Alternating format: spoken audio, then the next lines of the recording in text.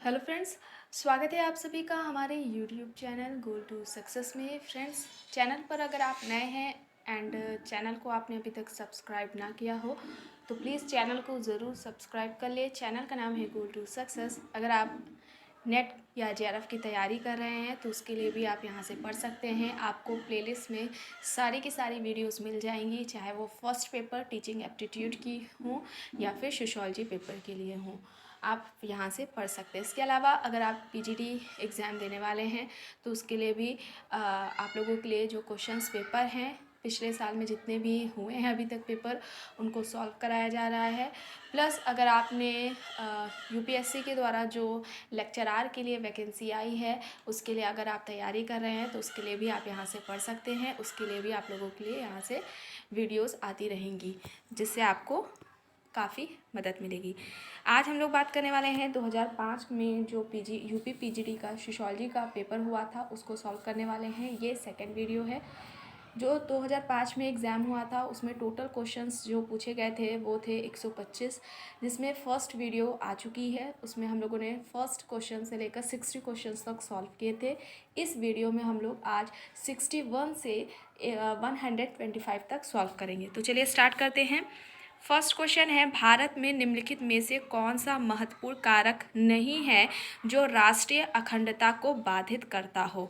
तो यहाँ पर 61 का राइट आंसर की बात करें तो यहाँ पर क्या हो जाएगा आपका पूंजीवाद का अभाव। ठीक है, पूंजी का अभाव या पूंजीवाद का अभाव ये नहीं होगा। 61 का राइट आंसर आपका ऑप्शन सी हो जाएगा। नेक्स्ट है, नातेदारी संबंधों के अध्ययन में सर्वप्रथम महत्वपूर्ण योगदान दिया गया था। ठीक है, किसने दिया था या किसके द्वारा दिया गया? टाइलर, मॉर्गन, मेलानोव्स्की या फिर रेडक्लिफ ब्राउन। तो यहाँ पर आपका 62 क्वेश्चन जो है उसका राइट आंसर आपका क्या हो जाएगा? मॉर्गन हो जाएगा। ऑप्शन बी यहाँ पर राइट आंसर हो जाएगा। इन्होंने इराक्विस जनजाति पर फील्ड वर्क किया था।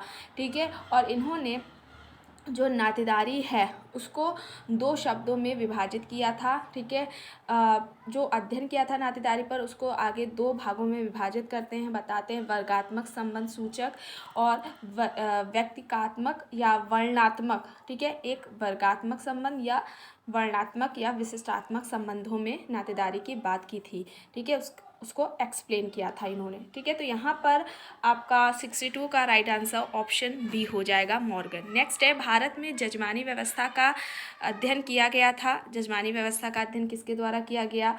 WH Wiser, McKim Marriott, SC Dube या HM जॉनसन। तो यहाँ पर आपका राइट आंसर ऑप्शन ए हो जाएगा, वाइजर हो जाएगा। ये आपके जो नेट का एग्ज़ाम हुआ है उसमें काफ़ी बार ये क्वेश्चन पूछा जा चुका है। ठीक है, तो यहाँ पर जजमानी व्यवस्था का अध्ययन करने वाले कौन हो जाएंगे? वाइजर।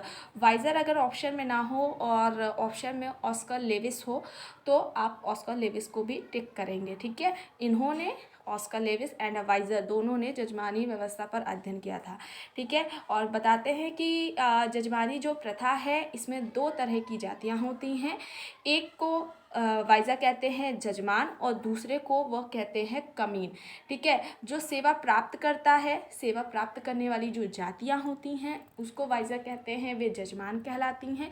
जबकि जो सेवा देती हैं या सेवा प्रदान करने वाली जो जातियाँ होती हैं उनको कमीन कहा जाता है। ठीक है, तो क्या हो गया? एक जजमान और दूसरी जो सेवा देती है वो कमीन जनजाति हो गई और सेवा प्राप्त करने वाली जजमान जाति कहलाएगी। ठीक है, तो यहाँ पर राइट आंसर आपका ऑप्शन ए हो जाएगा। नेक्स्ट है, लैटिन भाषा में जेनिटस शब्द का अर्थ क्या है? तो यहाँ पर 64 का आपका अगर हम राइट आंसर की बात करें तो आपका क्या हो जाएगा? जैविकीय पितृत्व हो जाएगा। ऑप्शन ए यहाँ पर राइट आंसर हो जाएगा। नेक्स्ट है, दादा दादी और नाती पोतों के बीच परिहास का संबंध पाया जाता है। टोडा जनों में यानी टोडा जनजाति में, ट्रोबियंट द्वीपवासियों में, ओराव जनजाति में या फिर भील जनजाति में। तो यहाँ पर आपका राइट आंसर ओराव जनजाति हो जाएगा। ऑप्शन सी हो जाएगा। शरद चंद्र रॉय ने ओराव जनजाति में दादी पोता के बीच जो परिहास है उसकी बात की थी। ठीक है, परिहास संबंधों की उन्होंने बात की थी। और वैगा जो जनजाति है उस पर वेरियर एल्विन ने, ठीक है, बैगा जनजाति में वेरियर एल्विन ने पोता दादी की जो शादी है, विवाह है, उसकी ये बात करते हैं। कौन? Verrier Elwin. ठीक है, तो यहाँ पर 65 का राइट आंसर ऑप्शन सी हो जाएगा। नेक्स्ट है, जब उच्च जाति की लड़की निम्न जाति लड़के से विवाह करती है तो उसे हम क्या कहते हैं?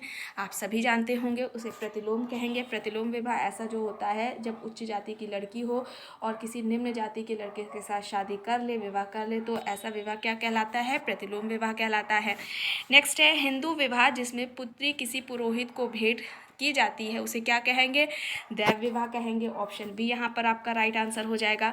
नेक्स्ट है, भारत में कुछ जनजातियों में किसी लड़की से विवाह करने के पूर्व लड़के द्वारा अपनी शक्ति सिद्ध करने की जो प्रथा है उसे क्या कहते हैं? परिवीक्षा विवाह, घुसपैठ विवाह, परीक्षण विवाह या फिर शक्ति विवाह। तो यहाँ पर आपका ऑप्शन सी परीक्षण विवाह यहाँ पर आपका राइट आंसर हो जाएगा। आगे देखते हैं, किसने विवाह को बच्चों के प्रजनन एवं रखरखाव के लिए एक समझौता कहा है? मेलानोव्स्की ने, वेस्टरमार्क ने, मर्डॉक ने या फिर टाइलर ने? तो यहाँ पर आपका 69 का राइट आंसर क्या होगा? आपका मेलानोव्स्की हो जाएगा। ऑप्शन ए यहाँ पर आपका राइट आंसर हो जाएगा। नेक्स्ट है, सप्तपदी का अभिप्राय अग्नि के समक्ष वर वधु द्वारा 7 फेरे लेने से है, उसके बाद ही विवाह को समाज में स्वीकृति यानी वैधता मिलती है। इसे क्या माना जाएगा? अनुष्ठान, धर्म विधि, प्रथा या फिर परंपरागत व्यवहार? तो यहाँ पर ये क्या होगा? यह एक अनुष्ठान है। ऑप्शन ए यहाँ पर ये राइट आंसर हो जाएगा। नेक्स्ट है, अणुवादी परिवार का जो कॉन्सेप्ट है, अवधारणा है, वह किसके द्वारा दी गई है? मर्डॉक के द्वारा, वार्नर, दुर्खीम या फिर जिमरमैन ने दी है। तो यहाँ पर आपका right answer Zimmerman option D हो जाएगा। अणुवादी परिवार का जो कॉन्सेप्ट है, अणुवादी मतलब लघु परिवार, ठीक है, ये जो कॉन्सेप्ट है ये किसके द्वारा दिया गया है? मैन के द्वारा दिया गया है, लघु परिवार। ठीक है, इन्होंने 3 प्रकार की परिवार की बात की थी, न्यासधारी परिवार, गृहस्थ परिवार और आणविक परिवार या लघु परिवार। नोट कर लीजिएगा, जिमरमैन ने 3 तरह के परिवार के प्रकार की बात की थी। ठीक है, या परिवार को 3 प्रकारों में विभाजित किया था, टाइप्स बताए थे। एक बताया था न्यासधारी परिवार, दूसरा था गृहस्थ परिवार और तीसरा था आणविक परिवार या लघु परिवार। ठीक है, तो यहाँ राइट आंसर आपका ऑप्शन डी हो जाएगा। नेक्स्ट है, संयुक्त परिवार विघटन के कागार पर है, निम्नलिखित में कौन सा कारक इसके विघटन के लिए उत्तरदायी नहीं है? तो जो ज्वाइंट फैमिली है वह विघटन के कागार पे है। इनमें 4 कारण दिए गए हैं, इसमें से कौन एक ऐसा कारक है जो उसके विघटन के लिए उत्तरदायी नहीं है? कृषि आधारित अर्थव्यवस्था औद्योगिक अर्थव्यवस्था की ओर अग्रसर है, इस वजह से संयुक्त परिवार में विघटन हो रहा है, या फिर पाश्चात्य प्रभाव बढ़ रहा है, इस वजह से भूमि पर दबाव बढ़ रहा है, या कृषि उत्पादन बढ़ रहा है। तो इसमें से बताना है कि कौन सा विघटन के लिए उत्तरदायी नहीं है। तो यहाँ पर कृषि उत्पादन बढ़ रहा है, ये हो जाएगा ऑप्शन डी आपका राइट आंसर। नेक्स्ट है, अनुकूलन परिवार और प्रजनन परिवार को विभेद किया गया था, मर्डॉक द्वारा, मैकइवर द्वारा, वार्नर ने या फिर मॉर्गन ने? तो किसके द्वारा अनुकूलन परिवार या प्रजनन परिवार का विभेद किया गया है ना? तो यहाँ पर राइट आंसर आपका वार्नर हो जाएगा, ऑप्शन सी हो जाएगा। ठीक है, इन्होंने टाइप फैमिली के जो टाइप है उसके बारे में बात की थी, अनुकूलन परिवार और प्रजनन परिवार। ठीक है, नेक्स्ट है, उत्पादन प्रक्रिया में कार्ल मार्क्स के अनुसार अधिकतम भूमिका होती है पूंजी, मशीन उपकरणों, श्रम या फिर आपका सरकार? तो यहाँ पर 74 का राइट आंसर आपका पूंजी हो जाएगा। उत्पादन प्रक्रिया में मार्क्स के अनुसार अधिकतम भूमिका किसकी होती है? पूंजी की। ऑप्शन ए यहाँ पर राइट आंसर हो जाएगा। नेक्स्ट है, प्रिमिटिव कल्चर के लेखक का नाम है दुर्खीम, मैक्स वेबर, टाइलर या फिर फ्रेजर? तो यहाँ पर जो प्रिमिटिव कल्चर है यह बुक किसकी है? यह बुक आपकी हो जाएगी टाइलर के द्वारा ये लिखी गई है, तो प्रिमिटिव कल्चर बुक टाइलर की हो जाएगी। इनकी सेकेंड बुक जो इम्पॉर्टेंट है वो क्या है? Mexico and Mexican. ठीक है, यह इनकी है। दुर्खीम की अगर बात करें तो जो कि इम्पॉर्टेंट है, काफ़ी बार एग्जाम में पूछी जाती है, वो है the division of labour in society. आप सभी जानते हैं ये 1893 में लिखी थी इन्होंने, the division of labour in society. And second जो इम्पॉर्टेंट बुक है, the rules of sociological method, the rules of sociological method, the suicide भी दुर्खीम की मोस्ट इम्पॉर्टेंट बुक्स है। अगर बात करें वेबर की, ठीक है, तो वेबर की the Protestant ethics and the spirit of capitalism, ये मोस्ट इम्पॉर्टेंट बुक्स है, अक्सर एग्जाम्स में पूछी जाती है। The Protestant ethics and the spirit of capitalism. Next है एसे इन सोशियोलॉजी। ठीक है, यह कुछ इंपॉर्टेंट है। आप चाहे नेट का एग्ज़ाम दे रहे हो, पीजीटी का हो या फिर आपका लेक्चरार का हो, असिस्टेंट प्रोफेसर का हो, कुछ थिंकर्स ऐसे होते हैं जिनसे अक्सर एग्ज़ाम्स में आपको क्वेश्चंस देखने को मिलेंगे। उसमें से है Marx, Durkheim, Weber, Auguste Comte, Radcliffe Brown, Levi Strauss, Spencer. ठीक है, ये ऐसे थिंकर्स हैं जिनसे रिलेटेड इनकी या तो आपसे बुक्स एग्जाम में पूछेंगे या फिर आपसे इनके द्वारा जो कॉन्सेप्ट दिए गए हैं उनसे रिलेटेड अक्सर एग्जाम में क्वेश्चंस पूछे जाते हैं। तो यहाँ पर 75 का राइट आंसर की बात करें आपका टाइलर हो जाएगा। नेक्स्ट है गोल्डन बाउ के लेखक है, ये बाक हो गया है, इसको ठीक कर लीजिएगा, बाउ होगा। गोल्डन बाउ के लेखक है, ये बुक है किसके द्वारा लिखी गई है? फ्रेजर, रेडक्लिफ ब्राउन, टाइलर या फिर मेलानोव्स्की। तो यहाँ पर आपका राइट आंसर फ्रेजर हो जाएगा। ऑप्शन ए यहाँ पर 76 का राइट आंसर हो जाएगा। ठीक है, रेडक्लिफ ब्राउन की बात करें तो उनकी एक बुक है important, African system of kinship and marriage. African system of kinship and marriage, ये इनकी रेडक्लिफ ब्राउन की इंपॉर्टेंट बुक है जो कि एग्जाम में काफ़ी बार पूछी जाती है। तो 76 का राइट आंसर यहाँ पर ऑप्शन ए हो जाएगा। नेक्स्ट है आर्थिक तंगी के कारण किसी गांव का भूमिहीन मजदूर किसी शहर जाकर फैक्ट्री का मजदूर बन जाता है, तो यह क्या कहलाएगा? आर्थिक तंगी के कारण किसी गांव का भूमिहीन मजदूर है जो किसी शहर में जाएगा, वहाँ पर फैक्ट्री का मजदूर बन जाएगा, तो यह शैक्षिक गतिशीलता का उदाहरण हो जाएगा। आपका यहाँ पर क्षैतिज हो जाएगा। ठीक है, इसको ठीक कर लीजिएगा, क्षैतिज हो जाएगा। यह आपका क्षैतिज गतिशीलता का उदाहरण है, ऊर्ध्वाधर गतिशीलता का है, समरेखीय गतिशीलता का है या फिर आपका सामाजिक गतिशीलता का है। तो यहाँ पर आपका राइट आंसर क्षैतिज हो जाएगा, क्षैतिज गतिशीलता का उदाहरण ऑप्शन ए, इसको ठीक करेगा, यहाँ पर क्षैतिज गतिशीलता हो जाएगा। ऑप्शन ए यहाँ पर राइट आंसर है। नेक्स्ट है निम्नलिखित में से किसमें वर्ण व्यवस्था का सर्वप्रथम उल्लेख प्राप्त होता है? ऋग्वेद में, अथर्ववेद में, यजुर्वेद में या फिर सामवेद में? तो आप सभी जानते होंगे ऋग्वेद, ऑप्शन ए यहाँ होगा राइट आंसर।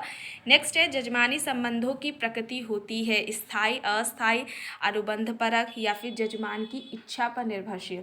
तो यहाँ पर क्या होता है, संबंधों की जो प्रकृति होती है वह स्थायी होती है।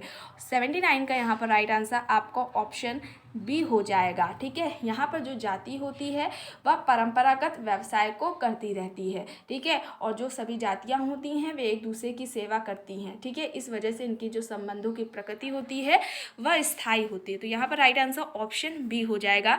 नेक्स्ट है निम्नलिखित में से कौन सामाजिक स्थिरीकरण हेतु प्रकारात्मक रूप से उपादेय नहीं है? तो यहाँ पर आपका 80 का राइट आंसर, यह समाज में अयोग्य व्यक्तियों की पहचान में सहायक होता है। यहाँ पर 80 का राइट आंसर ऑप्शन डी हो जाएगा आपका। नेक्स्ट है जातियों में ऊर्ध्वाधर एकता पाई जाती है, ऐसा किसका कहना है? जीएस घुरिये, आंद्रे बेत्ते, मैकिम मेरियट या फिर श्रीनिवास का? तो यहाँ पर जातियों में जो ऊर्ध्वाधर एकता है यह पाई जाती है, किसका कहना है? जीएस घुरिये का। 81 का राइट आंसर आपको ऑप्शन ए हो जाएगा। नेक्स्ट है निम्नलिखित में से किस पुस्तक में प्रोफेसर श्रीनिवास ने संस्कृतिकरण की अपनी अवधारणा प्रतिपादित की? ठीक है, श्रीनिवास से भी रिलेटेड इनके जो कॉन्सेप्ट हैं, बुक्स हैं, इनसे भी रिलेटेड आपके एग्जाम में क्वेश्चंस काफ़ी पूछे जाते हैं। तो इनका जो संस्कृतिकरण का जो कॉन्सेप्ट है वो किस बुक में है? तो यहाँ पर आपका क्या हो जाएगा? Religion and society among the cooks of South India. Option C यहाँ पर राइट आंसर हो जाएगा, religion and society among the cooks of South India. यहाँ पर आपका ऑप्शन सी राइट आंसर हो जाएगा। ठीक है, नेक्स्ट है निम्नलिखित में से कौन सी विशिष्टता भारतीय ग्रामीण समुदाय की नहीं है? यहाँ पर कौन सी विशिष्टता, ठीक है, भारतीय ग्रामीण समुदाय की नहीं है? तो 83 के राइट आंसर की हम बात करें, व्यापक साक्षरता हो जाएगी, ऑप्शन डी यहाँ पर राइट आंसर हो जाएगा। नेक्स्ट है भारतीय संविधान के किस अनुच्छेद द्वारा किसी जनजाति को अनुसूचित जनजाति का दर्जा दिया जाता है, यानी कि किस आर्टिकल के तहत? तो यहाँ पर आपका आर्टिकल क्या हो जाएगा? 342। ठीक है, 342, ऑप्शन ए यहाँ पर आपका राइट आंसर हो जाएगा। नेक्स्ट है भारतीय संविधान का कौन सा अनुच्छेद अनुसूचित जाति व अनुसूचित जनजाति को परिभाषित करता है? तो यहाँ पर अगर हम बात करें आर्टिकल की जो कि SC ST को डिफाइन करता है तो वो आपका 366 हो जाएगा। ऑप्शन सी यहाँ पर आपका राइट आंसर हो जाएगा। ठीक है, ऑप्शन सी यहाँ पर आपका राइट आंसर हो जाएगा। नेक्स्ट है, निम्नलिखित में से कौन अनुसूचित जाति और अनुसूचित जनजातियों का हिमायती था? रफ़ी अहमद किदवई, गोविंद बल्लभ पंत, महात्मा गांधी या फिर जाकिर हुसैन? तो यहाँ पर 86 का जो राइट आंसर है वह आपका महात्मा गांधी हो जाएगा। ऑप्शन सी यहाँ पर आपका राइट आंसर हो जाएगा। ठीक है, नेक्स्ट देखते हैं, भारत के संविधान के अनुच्छेद 46 के संदर्भ में निम्नलिखित में से कौन सा कथन सही नहीं है? ठीक है, तो भारत का जो हमारा संविधान है उसमें जो आर्टिकल आपका 46 है उसमें बताना है कि इनमें से कौन सा कथन उसके बारे में सही नहीं है। तो आपका जो ऑप्शन ए कह रहा है कि यह राज्य का दायित्व है कि अनुसूचित जातियों के शैक्षिक हितों का ध्यान रखे। ऑप्शन बी है, राज्य का दायित्व है कि वह अनुसूचित जाति अनुसूचित जनजाति के राजनीतिक हितों का संरक्षण करे। सी है, अनुसूचित जाति और अनुसूचित जनजाति के सदस्यों को आर्थिक हितों की देखभाल के लिए राज्य कर्तव्यबद्ध है। डी, राज्य अनुसूचित जाति व अनुसूचित जनजाति के सदस्यों को सामाजिक अन्याय से बचाएगा। तो यहाँ पर आपका 87 का जो राइट आंसर है वो आपका हो जाएगा ऑप्शन बी हो जाएगा। ठीक है, ऑप्शन बी हो जाएगा यहाँ पर आपका राइट आंसर। नेक्स्ट है, निम्नलिखित में से किस अनुच्छेद में अनुसूचित जाति अनुसूचित जनजाति हेतु सेवाओं में आरक्षण का प्रावधान किया गया है? आर्टिकल 335 या फिर 336, 338 या फिर 339 में? तो किस आर्टिकल में SC ST के लिए जो सेवा हैं उनमें आरक्षण की बात की गई है? तो यहाँ पर आपका 335 हो जाएगा। ऑप्शन ए यहाँ पर राइट आंसर हो जाएगा। नेक्स्ट है, सांस्कृतिक विलंबना शब्द गढ़ा गया था, मतलब कि किसके द्वारा शब्द की रचना की गई थी? ऑकबर्न, श्रीनिवास फूले या फिर DP मुखर्जी? तो मोस्ट इंपॉर्टेंट है, काफ़ी बार पूछा गया, आप सब जानते भी होंगे। यहाँ पर राइट आंसर ऑकबर्न हो जाएगा। ऑप्शन ए यहाँ पर राइट आंसर हो जाएगा। इन्होंने क्या कहा था कि भौतिक संस्कृति का आगे बढ़ जाना और अभौतिक संस्कृति जब पीछे हो जाती है भौतिक संस्कृति से तो यही सांस्कृतिक विलंबना या सांस्कृतिक पिछड़ापन कहलाता है। तो ये ऑप्शन ए यहाँ पर राइट आंसर हो जाएगा। नेक्स्ट है, निम्नलिखित में से गलत को पहचानना है। तो यहाँ पर ट्राइबल कास्ट एंड नेशन, ये GS घुरिये की। The power elite, C Wright Mills, the Nuer Evans Pritchard, my self and society, KM Kapadia. तो यहाँ गलत को बताना है, तो right answer option D, mind self and society KM Kapadia की नहीं है, ये किसकी है? मीड की है, GH मीड की है, जॉर्ज हर्बर्ट मीड, इनका पूरा नाम है George Herbert Mead. Mind self and society ये इन्हीं की बुक है। तो यहाँ पर राइट आंसर ऑप्शन डी हो जाएगा। नेक्स्ट है, भारत में सामाजिक परिवर्तन के संदर्भ में ब्राह्मणीकरण की जो अवधारणा है उसका प्रथम प्रयोग किया गया आंद्रे बेते, FG बेली, श्रीनिवास या फिर योगेंद्र सिंह के द्वारा। तो जो ब्राह्मणीकरण है, ठीक है, ये जो कॉन्सेप्ट है सोशल चेंज के संदर्भ में किसने किया था? श्रीनिवास ने। ऑप्शन सी आपका यहाँ पर राइट आंसर हो जाएगा। मैसूर के जो कुर्क लोग हैं, है ना, कुर्क जनजाति के जो लोग हैं उन पर उन्होंने अध्ययन किया था श्रीनिवास ने, और ये पाया कि वहाँ के जो निम्न जाति के लोग थे वे क्या करते थे? ब्राह्मणों की जो ब्राह्मण जाति है उनकी कुछ प्रथाओं का अनुकरण करते थे, जैसे कि ब्राह्मणों की वेशभूषा, भोजन संबंधी जो उनके आदतें होती थी उनका, उनकी जो कर्मकांड पद्धतियाँ होती थी उनका अनुकरण करते थे, और इस तरीके से करके वे अपनी जो स्थिति है ना उससे ऊंचा उठने का प्रयास करते थे। ठीक है, गतिशीलता का इस प्रकार से वर्णन जो है किसने किया था? श्रीनिवास ने किया। तो इन्होंने इसको क्या कहा? ब्राह्मणीकरण का। लेकिन वो आगे जाकर उन्होंने ब्राह्मणीकरण की जगह क्या करते हैं? वे उसकी जगह संस्कृतिकरण शब्द का प्रयोग करने लग गए। ठीक है, तो ब्राह्मणीकरण संस्कृतिकरण, ठीक है, संस्कृतिकरण का जो कॉन्सेप्ट आपने देखा किसने दिया था? श्रीनिवास ने दिया था। तो इसकी जगह संस्कृतिकरण, बाद में पहले ब्राह्मणीकरण शब्द का प्रयोग किया था, फिर उनको कुछ लगा गलत तो उन्होंने संस्कृतिकरण शब्द का यूज़ किया। ठीक है, तो यहाँ पर राइट आंसर ऑप्शन सी है। नेक्स्ट है, जनजातियों के संवैधानिक हितों की जांच का जिम्मेदार उच्चतम सरकारी अधिकारी होता है? जनजाति विकास अधिकारी, अनुसूचित जाति अनुसूचित जनजाति आयुक्त, जनजाति कल्याण अधिकारी या फिर जनजाति प्रशासक? तो यहाँ पर 92 का राइट आंसर अनुसूचित जाति व अनुसूचित जनजाति आयुक्त, ऑप्शन बी यहाँ राइट आंसर हो जाएगा। नेक्स्ट है, हट्टन के अनुसार जाति का कार्य है सामाजिक व्यवहार को नियंत्रित करना, सामाजिक परिस्थिति का निर्धारक करना, सामाजिक सुरक्षा प्रदान करना, भारतीय समाज को एकता के सूत्र में पिरोना। तो यहाँ पर जाति का जो कार्य है जो कि हट्टन के अनुसार है वह क्या है, सामाजिक परिस्थिति का निर्धारक करना। ऑप्शन बी यहाँ पर राइट आंसर होगा। नेक्स्ट है संदर्भ समूह की अवधारणा सर्वप्रथम प्रस्तुत की गई Stouffer, Sherif and Sherif, Hyman या फिर मर्टन के द्वारा। तो यहाँ पर right answer option C Hyman हो जाएगा। ठीक है, इन्होंने किया था 1942 में किया था। इसके बाद शेरिफ एंड शेरिफ मर्टन के द्वारा भी इस शब्द का यूज़ किया गया, लेकिन अगर सर्वप्रथम सबसे पहले पूछते हैं तो हाइमन होगा। कब? 1942 में। ठीक है, 1942 में किया था। ऑप्शन सी यहाँ राइट आंसर होगा।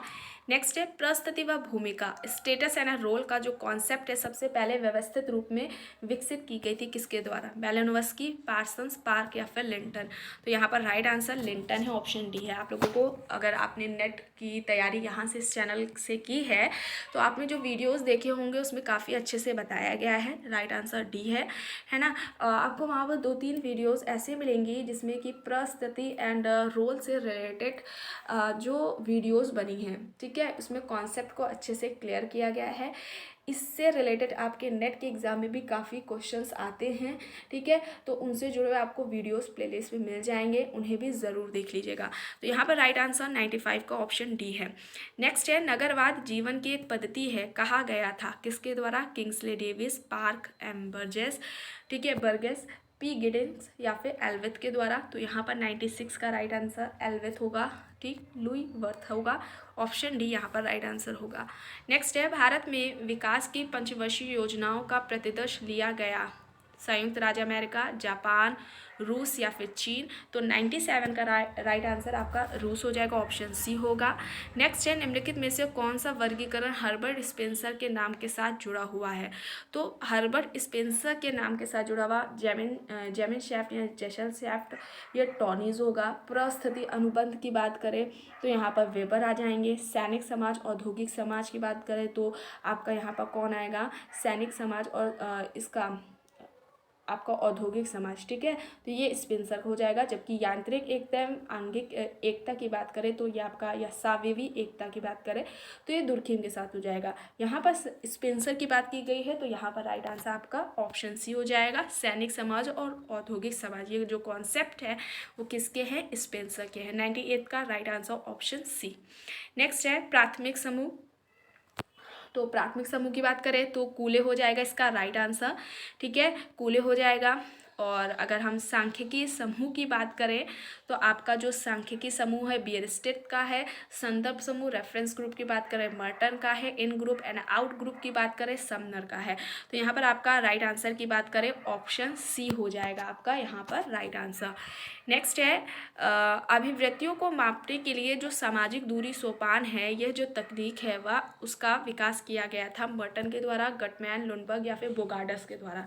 तो यहाँ पर राइट आंसर आपका ऑप्शन डी हो जाएगा, बोगार्डस हो जाएगा। ठीक है, सामाजिक दूरी का जो पैमाना है वो किसने दिया है? बोगार्डस ने दिया है। ठीक है, बोगार्डस के द्वारा यह दिया गया है। राइट आंसर ऑप्शन डी हो जाएगा। नेक्स्ट है लोगों का समूह जो निश्चित उद्देश्यों की पूर्ति के लिए संगठित किया जाता है। ठीक है, इसे ठीक कर लीजिएगा। लोगों का समूह जो निश्चित उद्देश्यों की पूर्ति या लक्ष्यों की पूर्ति हेतु संगठित किया जाता है वह कहलाता है समुदाय, संघ, समाज या फिर संस्था।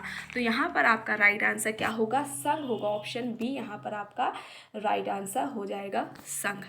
नेक्स्ट है वह सिद्धांत जो समाज और मानव शरीर के बीच कई बिंदुओं पर सभ्यता स्थापित करता है वह क्या कहलाता है? जो समाज और मानव शरीर के बीच कई बिंदुओं पर सभ्यता स्थापित करे वह क्या कहलाएगा? सावेवी सिद्धांत। ऑप्शन ए यहाँ पर आपका राइट आंसर हो जाएगा, जो स्पेंसर का नाम इनके साथ जुड़ा हुआ माना जाता है। ठीक है, जाना जाता है। नेक्स्ट है समाज की संरचना की बात कहने वाले प्रथम विचारक थे।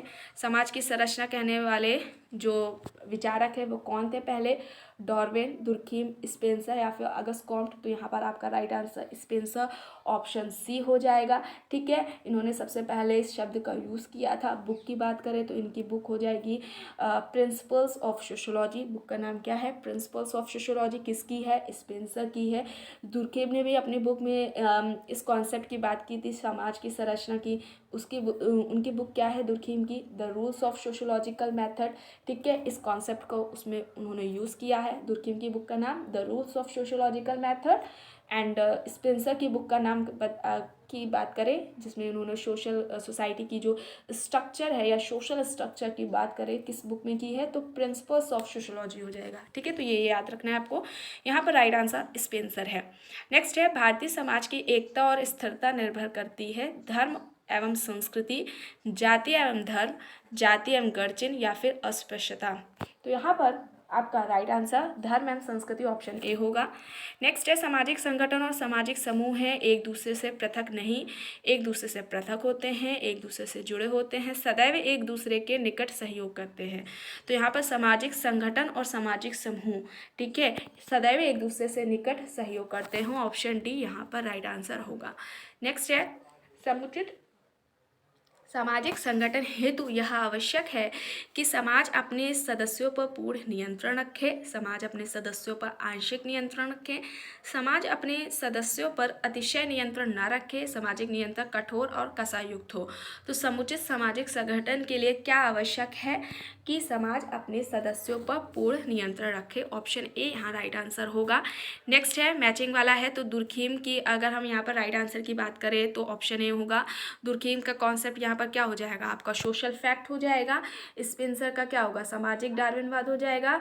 और लेटेंट फंक्शन की बात करें तो यहाँ पर अनइंटेंशनल एंड अनकॉन्शियस हो जाएगा। ठीक है, और अगर फिर लास्ट में मर्टन की बात करते हो तो सोशल थियरी है ना, सोशल स्ट्रक्चर, इनकी बुक हो जाएगी। ठीक है, तो ऑप्शन ए यहाँ पर राइट आंसर हो जाएगा। नेक्स्ट है, प्रकारात्मक विश्लेषण में आवश्यकताओं के संस्करण का जो कॉन्सेप्ट है वो किसने दिया? मेलानोव्स्की, मर्टन, दुर्खिम या फिर रेडक्लिफ ब्राउन ने। तो यहाँ पर ये जो कॉन्सेप्ट है प्रकारात्मक विश्लेषण में जो आवश्यकताओं का के संस्करण का जो कॉन्सेप्ट है वह मेलानोव्स्की का हो जाएगा। ठीक है, आवश्यकताओं का उन्होंने 3 तरीके की नीड्स की बात की थी। तो यहाँ पर राइट आंसर मेलानोव्स्की है।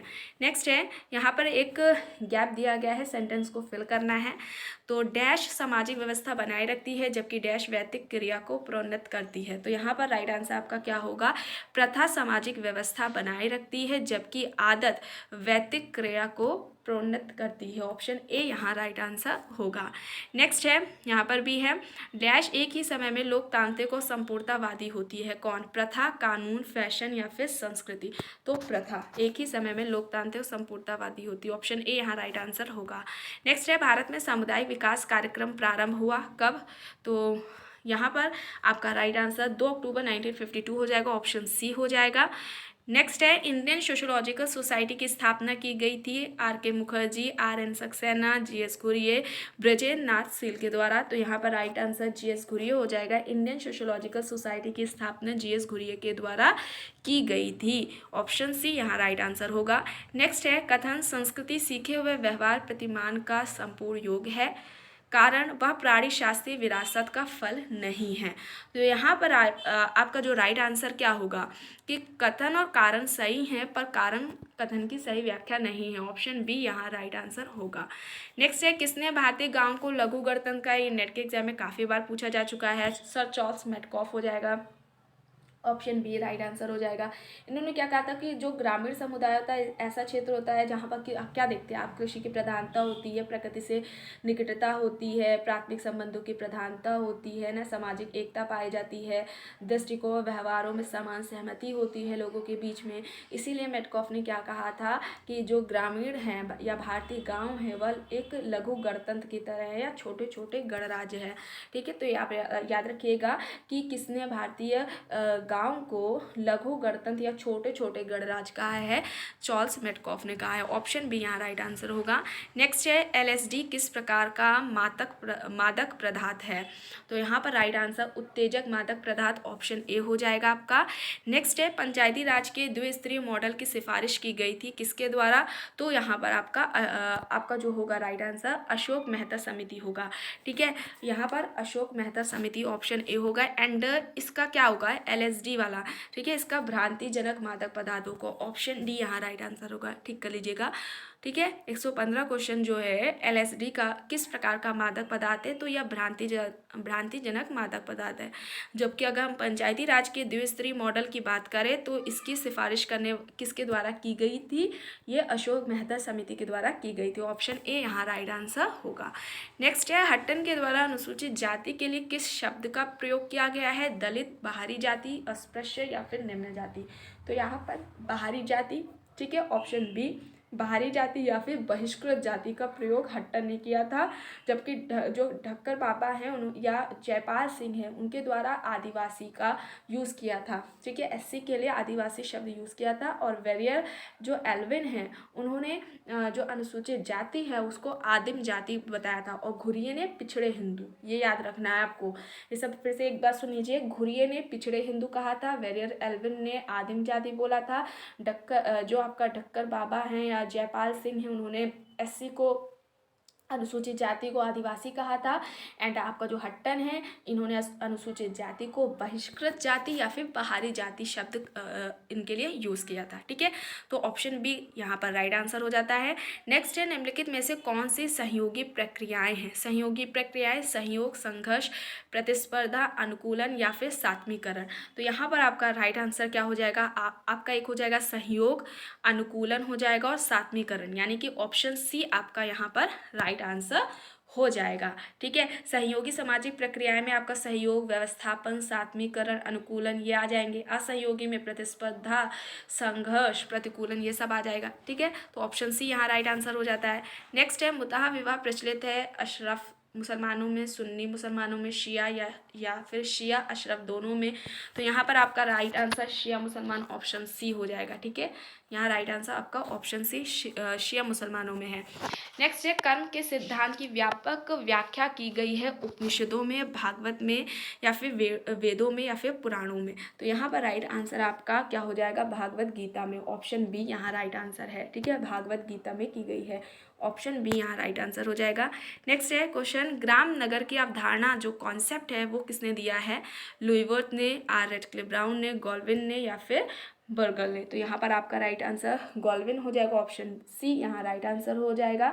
ठीक है, आपका जो ग्राम नगर का जो कॉन्सेप्ट है ये किसका हो गया? चार्ल्स जे गॉल्विन के द्वारा हो गया। ठीक है, ग्राम नगर नैरंत्र का जो कॉन्सेप्ट था वह रेडक्लिफ ब्राउन ने दिया था। तो यहाँ पर राइट आंसर ऑप्शन सी है।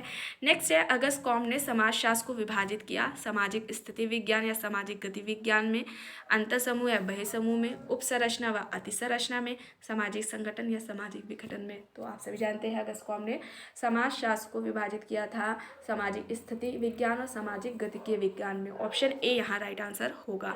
नेक्स्ट है किस समाज दार्शनिक ने समाजशास्त्र को सामाजिक भौतिकी की संज्ञा दी है?